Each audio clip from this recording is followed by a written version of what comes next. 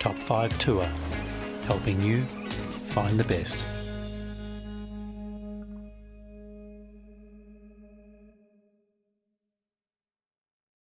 I'm currently on Stewart Island, and one of the must-do things on Stewart Island is to go to Ulva Island, which is like a predator-free island. That's correct. That's a good way of saying it. I'm with Matt from Ulva's Guided Tours, and we've got classic Stewart Island weather here. It is a light rain. Yeah, it's just a bit wet around the edges. But you were saying the weather's never. What was it saying? You just. Oh, well, we've got a saying down here that's a good Scottish saying. There's not the wrong weather, just the wrong clothes.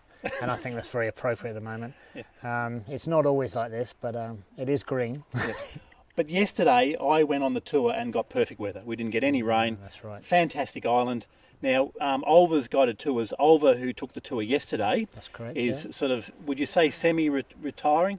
Yeah, she likes to think she's semi-retired. We always joke that she's been retired since she started, but no, she's taken a step back from the walk. She's probably one of the original companies on the island that started nearly 20 years ago, guiding on Ulva Island, which is a predator-free sanctuary just around the corner from here, home to some pretty rare endemic birds. And Ulva set up the company, and slowly over the last years she's sort of stepping back a bit. I've been working with her for about 10 years. Yep. And it probably is, for a lot of people, the highlight of Stewart Island is Ulva Island. It's one of the main big draw cards to come down here. Whether you're a fanatical bird watcher, a photographer, or you just want to wander around and enjoy what New Zealand would have looked like and sounded like, before man turned up. Yeah. Put his big footprint over it. So it really is quite a special place. And I never get bored there. I go there most days. I'll go there on my days off. I do a bit of photography, but it's a great place to work, and nothing more enjoyable really in showing people around what a special place it is. And they come from all four corners of the world. They're not just New Zealanders. They come from all over. What I really liked about doing the Ulva's Guided Tour was small group. I mean, there were 5 on our group. That's right. When you do see a bird, even though I had, what amazed me is I had 100 to 300 zoom lens in my camera that I didn't have to, in my kit that I didn't have to get out. That's because right. The birds are so tame. They're not, they're not scared of humans. No, that's right. I think we always sort of jokingly say they've actually reverted back to old DNA, because they actually don't see us humans as a real threat. Particularly the robins, which is probably what you're mentioning. Yeah, they're at your feet. They're at your feet. They really don't see us. And I always joke they just think we're funny Maori in funny coats wandering around. We're not really a threat to them, and that's just really unique, because any experience with wildlife is special, but when you get something that's not really scared of us, that's Galapagos and in a few places in the world, and it's a really good example of that. Yeah. It's coming back to the group size. Everyone that has to go to Ulva to guide companies have to have a concession of maximum of 12 people. Yeah. But we always think that's way too much, so we'll always try and keep the group sizes to 6, 7 at tops really. Yeah. Because you get that more intimate experience. You can get to know people in the 4 or 5 hour walk that we go around there. Well, I had a great tour yesterday, and we had a bird count of 6. Yeah. So we saw 6 different species. Yeah. But what also fascinated me was to see the ground cover. Because there's no predators. That's right. Can you tell me a little bit more? Yeah, well, Ulva Island is a predator-free island. There's quite a few islands in New Zealand that are like that, but there's actually not many you can get to. Tiri up in Martangi up in the North Island, Kapiti off Wellington. And Ulva is probably one of the original ones, and that really comes down to the first settler who kept the loggers off the island, Charles Trail. And so the bird life does really well because of the habitat, and it's with the rats going off in the late 1980s and early 1990s, the island became predator free. So the bird life does really well because all the fruit and seeds that forest produces will grow, and that becomes great habitat for those birds. So you get this incredible flora and fauna. You've got the birds living in a fantastic habitat.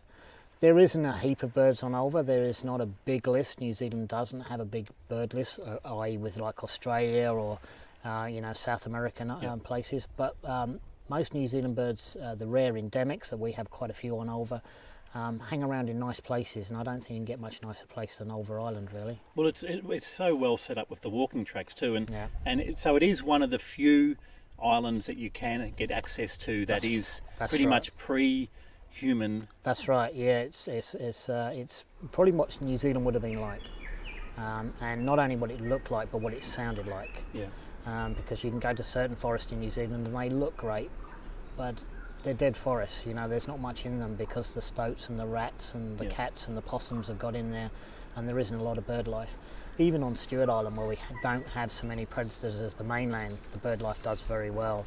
But Ulva just takes it to the next level, you know, as you know, even on a wet grey day like today, I've just been over there this morning. You know, the yellowhead, the saddlebacks, the weka are all calling. They don't mind the weather at all. So it is, even though, you know, the winters the days get a bit shorter. They do. People can come all year round? You can come all year round. The birds, some of the birds on Ulva actually can't leave Ulva. Actually, the evolution has put them on a trail of being flightless, i.e. saddlebacks can only fly about 80 metres. Yeah. So they are stuck on the island. So the island really is great for us, but it's so important to the bird life. And we always say to people on down around there that it's actually, the island is not for us, it is actually saving species. It is for saddlebacks and yellowhead and robins, and the wekas can breed in safe places. And we do translocate them off Ulva to other reserves and other predator-free islands. The great thing is that we can go and have a look around. We can go and have a look what's going on there. And the paths are really easy. They're not particularly difficult. There is steps involved, but there's only 4.5k, and we do 4-hour walks, so that's not a great pace. We're not breaking records. So any families, pensioners, pretty much open to anyone as long as you can handle steps. Anyone can come across there, yeah. We always say the slower you go, the more you see. Yeah. And definitely we go slow. Well, it was like that. You'd sort of walk along, and I mean, doing the tour with Ulva, she's so knowledgeable about the plants, and it was like you'd take a few steps, there's a bird. You take a few steps, there's a plant to talk about. It was a very casual, enjoyable afternoon. Yeah, I mean, that's, as I say, the nice thing is that, you know, my great job is that I'm dealing with people on holiday, so they're in a really good mood. Everyone's always happy when they're on holiday. Yeah. If you're not, what are you doing wrong? But it should be fun if you're on having holiday. And for a lot of the people, and they come from all four corners of the world, we do tend to get a lot of Brits and Americans, and maybe retirement age, so it's something that they've looked forward to for the last few years of their working life. I'm going to go to New Zealand, and that's one of those things I want to do. And they'll come to New Zealand for 3, 4, 5, 6 weeks. Yeah.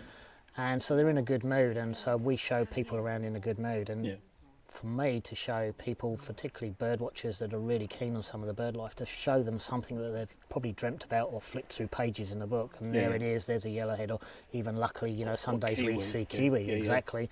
We see them during the daytime. There's nothing better than, it's always like nicer giving presents than receiving presents, so it's nice to show people and go, there you go. And so for you, Matt, you're a birder. Oh yeah. So you've got the dream job, really, haven't you? It is. Yeah. Don't tell anyone. I could be driving an office or something. Can we call it even a job? No, not really. No, it's good fun. I mean, it's very fortunate, you know, that I do get to work where I go on my days off.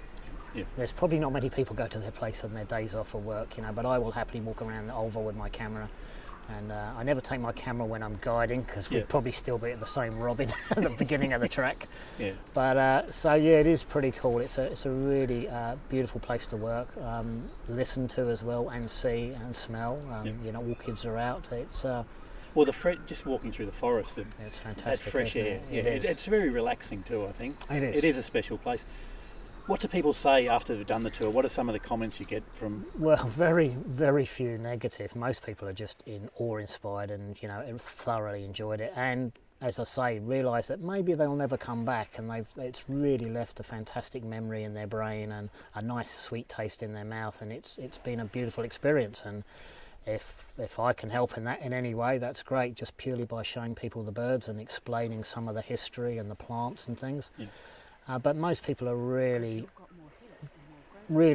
sort of overwhelmed by it, really. And we have a team of guides. It's not just Ulva or myself. Yeah. We've got another 2 or 3 guides that work with us.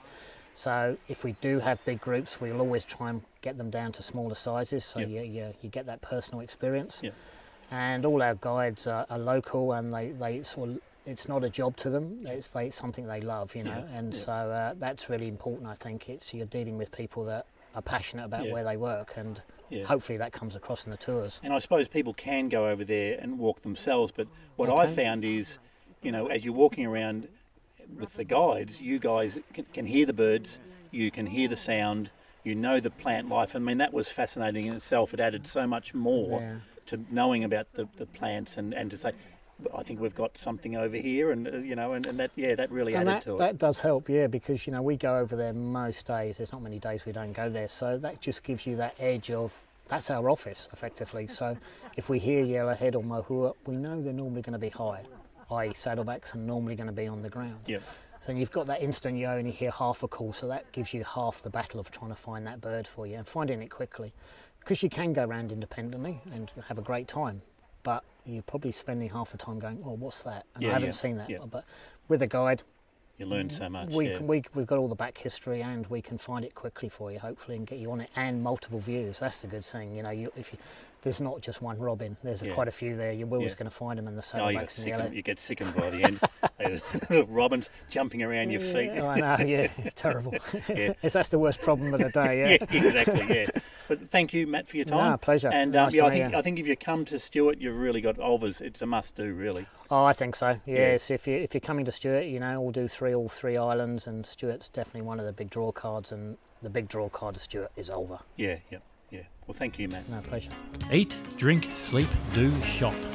We handpick the best of each location. Top 5 Tour, helping you find the best.